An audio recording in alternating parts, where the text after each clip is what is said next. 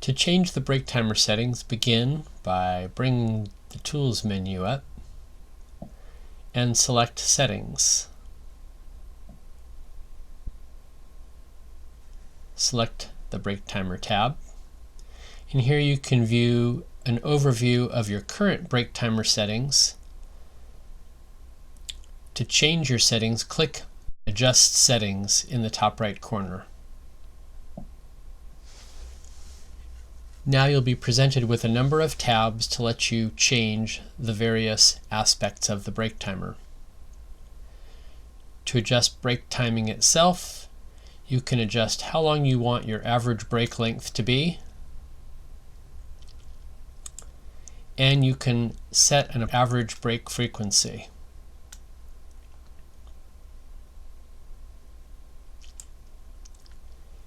If you want breaks to be extra sensitive to mousing or typing activity, you can check these checkboxes.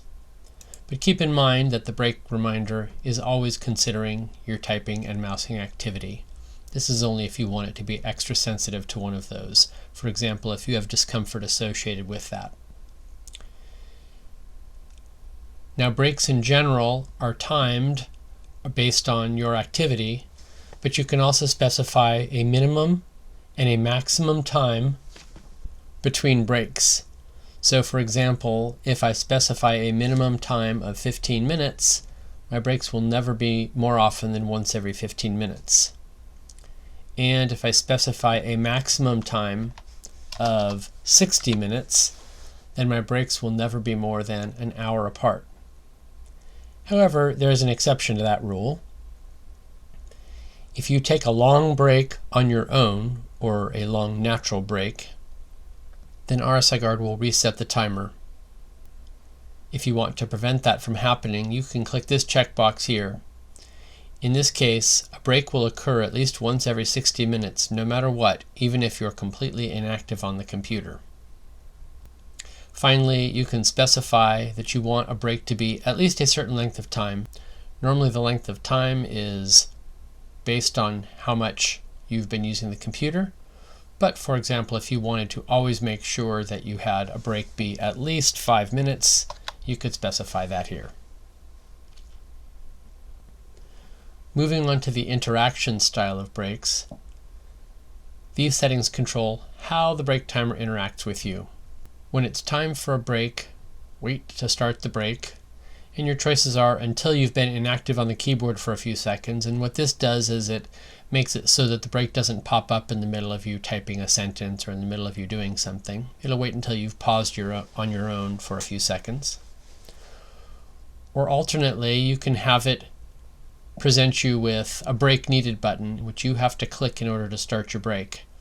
However, if you have this checkbox set, then after waiting for you to start the break, in this case for 60 seconds, it'll start the break anyway. In other words, the break needed button makes it so that you won't be interrupted unless you start the break on your own. But if you have this checkbox checked, then eventually it will interrupt you. Setting your willpower to respect break time defines how easy it is for you to postpone and skip breaks. If you say that you have high willpower, then RSIGuard will make it very easy for you to exit the BreakTimer when a break is presented to you. And by contrast, if you specify very low willpower, then it will be very difficult for you to skip a break or postpone a break. You can ask that RSIGuard play a tone right before a break starts. That's nice because it lets you know about a minute or so before a break is coming that it's about to present you with a break. That helps you prepare. You can also ask to play a tone after the break ends. In that case, when a break ends, you'll hear a sound that lets you know that it's okay to come back to your computer to work, so you don't have to pay attention to the break window. You can also hide the screen during breaks, and basically that will gray out all of what's on your screen so that you're not tempted to look at documents or emails or notifications that are popping up. This can make it easier to comply with completing a break. You can also have the skipped break wizard be enabled, and what this does is it notices if you're postponing and skipping breaks a lot, and if you are, it offers you some options for making the break timer fit into your situation better. The Stretches and Videos tab lets you specify which videos you want to see during breaks. By default, what you'll see are 31 different stretches that are preloaded with RSIGuard. However, you can add your own videos from a YouTube channel by clicking the Browse Online Videos button up here. If you don't see that button, your organization may have removed that, in most cases because you don't have access to YouTube.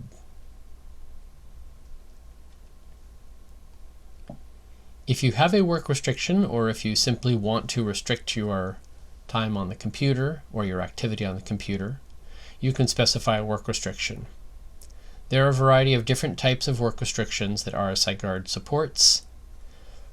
One of the most common is the minute-by-minute restriction, and here you can say, I want to restrict myself to a certain amount of time. In this example, 45 minutes of activity per hour. And that means that if I work for 45 minutes, I'm going to get a 15-minute break to make sure that I get to 60 minutes with only 45 minutes of activity, and that's what this warning is telling me.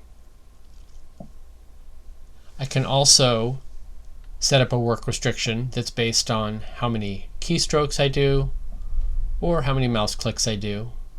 And I can also have a work restriction that's based on time on the computer. So for example, here I'm limiting myself to 4 hours of activity per day. And I could also have a variable length work restriction. These work restrictions let me specify different lengths of time based on the day of the week, or different lengths of time based on how hard I've been working in the preceding days. Let's go back to the example of a fixed length work restriction where I'm limiting myself to 4 hours per day. If I check this checkbox, then it will actually limit me not to exactly 4 hours of work, but to the amount of activity that I typically do in 4 hours. So if I work more intensely one day, it may limit me to 3 hours that day, and if I have a light day of work, it might let me go for 5 hours before it tries to tell me it's time to stop. The break reminder will let me specify particular times that I want a break to occur. So for example, if every day I want a break to occur at this particular time, I can add that. Maybe I also want a break to occur at 4:30. And now I have 2 scheduled breaks. I can also specify a break blackout time. So between 10 a.m. and noon, I will not receive any breaks. Finally, the filters feature allows me to specify rules that will block breaks. And this is intended to make the break reminder be non-interrupting when you can't be interrupted. So for example, for default, you'll see that there are 5 prepackaged rules. When you're doing a PowerPoint slideshow, so you're presenting something, when you're viewing a video, if you're using a variety of meeting software, you may not want to be interrupted, and these rules disable the break timer when those things are happening. You can specify rules yourself by using these fields here and then pressing the Add button. You can also make more sophisticated rules using RSIGuard's RSIScript tool.